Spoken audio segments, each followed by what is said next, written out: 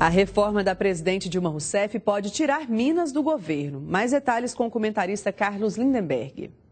A reforma ministerial da presidente Dilma Rousseff deverá impor a Minas Gerais a perda do único ministério de primeira linha que o Estado ainda mantém, o do Desenvolvimento Econômico. O Ministério da Agricultura já voou com a desincompatibilização do ministro Antônio Andrade. E o do Desenvolvimento Econômico, que é ocupado pelo ministro Fernando Pimentel, foi oferecido pela presidente ao PDS do ex-prefeito Gilberto Kassab. Se o paulista Fife Domingues for indicado, Minas ficará fora do governo. Pior para a presidente Dilma, que não terá um único representante do seu estado no ano eleitoral, onde há 15 milhões de votos em disputa. Como um agravante para a presidente, o seu principal adversário, o senador Aécio Neves, tem aqui a sua principal base eleitoral. E se ele fizer 4 milhões de votos sobre Dilma aqui em Minas, a presidente poderá perder a eleição, pelo menos no cálculo dos tucanos. Por falar em tucanos, na semana que vem teremos o primeiro embate entre os candidatos Fernando Pimentel, do PT, e Pimenta da Veiga, do PSDB. No dia 14, sexta-feira, os dois serão apresentados aos eleitores pelos seus dois padrinhos. Numa curiosa coincidência, Lula estará com Pimentel e Aécio dirá finalmente que Pimenta da Veiga é o seu candidato. O governador Antônio Anastasia já decidiu, no dia 5 de março, ele passa o governo ao seu vice, Alberto Pinto Coelho. E aí começa a campanha, ainda que extraoficialmente. As aposentadorias concedidas pelo governo por tempo de trabalho tiveram redução desde o fim de 2013. A queda faz com que o trabalhador recorra a investimentos privados para a complementação da renda. A professora Elizabeth Zoli analisa as contas a pagar na tentativa de equilibrar o orçamento. Afinal, desde que parou de trabalhar, a renda dela caiu para 1/3 em relação ao que era antes. A gente tem que sobreviver com o que tem, né? E o meu salário caiu demais, 3 vezes mais, né? E a gente vive, trabalha a vida toda, quando aposenta, o salário não dá para nada. Depender apenas da Previdência Social pode ser uma opção arriscada. Desde o final do ano passado, as aposentadorias por tempo de trabalho concedidas pelo governo tiveram redução média de 1,67% em relação ao mês anterior. Este advogado, que atua na área de investimentos, alerta que com a redução o trabalhador deve recorrer a outras alternativas. Investimento de longo prazo, imóvel também é uma boa forma de se investir, exatamente porque ele gera uma renda, né?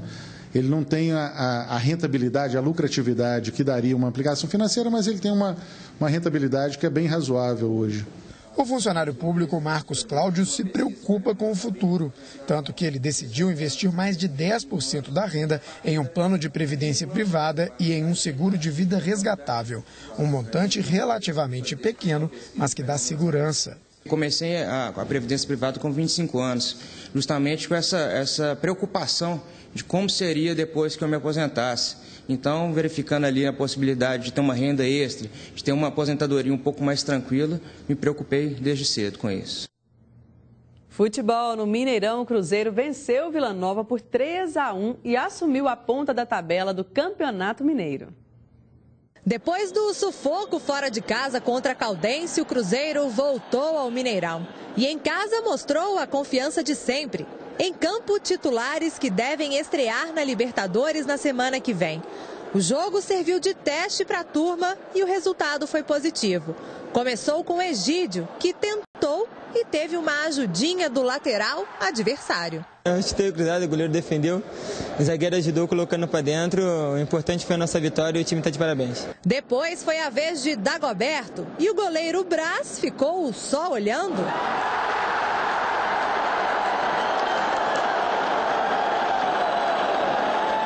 O terceiro foi suado. Isso porque Marcelo Moreno tentou 1, 2, 3 vezes. Mas aí, se não deu com o pé, vai de cabeça. Emoção ao ser ovacionado pela torcida. Esse foi o primeiro gol dele no retorno ao Cruzeiro. Me emocionei, o pessoal gritando meu nome na hora que eu fiz o gol e, como sempre, né, a gente tenta retribuir o carinho dentro de campo. Um gol bem parecido com o último, marcado ainda em 2008, aqui mesmo no Mineirão, contra o rival Atlético. Eu me lembro muito bem desse gol contra o Atlético e é bem parecido mesmo e tomara que seja o primeiro de muitos aí com a camisa do Cruzeiro. Na etapa final, o recém-contratado Marlone fez sua estreia. A Raposa criou e chegou perto, mas quem aproveitou a chance foi o Leão. Cara a cara com o goleiro Fábio, Mancini diminuiu. O público foi pequeno, mas no placar, mais uma vitória do Cruzeiro aqui no Mineirão. E o time segue invicto no Campeonato Mineiro. Estamos crescendo, evoluindo de forma natural. Isso é que a gente espera do Cruzeiro, que ele seja cada vez mais forte, atacando sempre, mas também defendendo, recompondo e evitando distrações ali na parte de trás.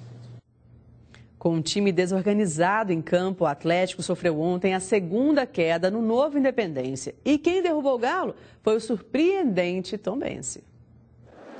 Uma noite para ser esquecida pela torcida do Atlético. Aliás, os atleticanos já protestavam antes de começar o jogo. Quando a bola rolou, os jogadores até deram esperanças para os torcedores nos primeiros minutos. Tardelli quase marcou um golaço. Jô também ia fazendo uma pintura. Mas esta trombada entre Gemerson e Vitor resume o que foi o jogo para o Atlético. Show de trapalhadas, como esta saída errada de Vitor. Júnior Negão aproveitou e abriu o placar para o Tombense. As vaias foram inevitáveis quando o juiz apitou o fim do primeiro tempo.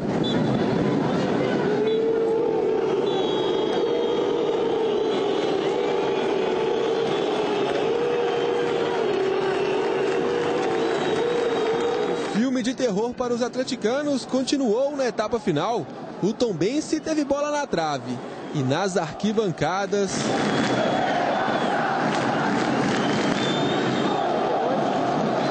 protestos a cada alteração de Paulo Autuori. Nervosismo dos jogadores em campo. Tardelli se revoltou com bandeirinha. Marcos Rocha também não se conteve após ser expulso. As jogadas do Atlético não saíam, passes errados, descontrole.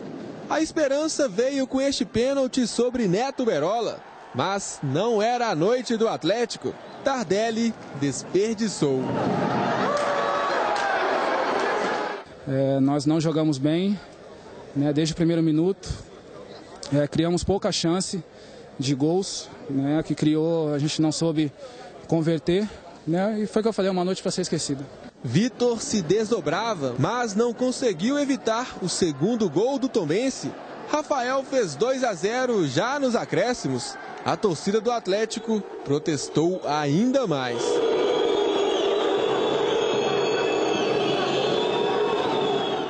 Acho que a gente tem que ter um pouquinho mais de concentração, um pouquinho mais de tranquilidade, né? A gente está um pouco afobado, errando por ansiedade. Acho que até por ser um início de trabalho, né? Às vezes o pessoal quer mostrar serviço e as coisas não estão dando certo. Então tem um pouquinho de paciência, um pouquinho de tranquilidade que as coisas vão se encaixando. Paulo Autuori não deu muitas justificativas para a derrota. Aliás, o comandante atleticano assumiu toda a culpa pelo placar negativo aqui no Independência. A minha responsabilidade eu sempre assumi em todos os lugares e todos os trabalhos que fiz. Esse é o meu tipo de personalidade. Não tem nenhuma dificuldade nisso. Até porque a gente sabe aquilo que tem para fazer e o que nós temos para atingir. A seguir, saiba como fica a situação da Feira do Mineirinho. E também remédio veterinário era usado como droga aqui na capital. Os detalhes daqui a pouco, 7h10, eu volto já já. Jornal Band Minas.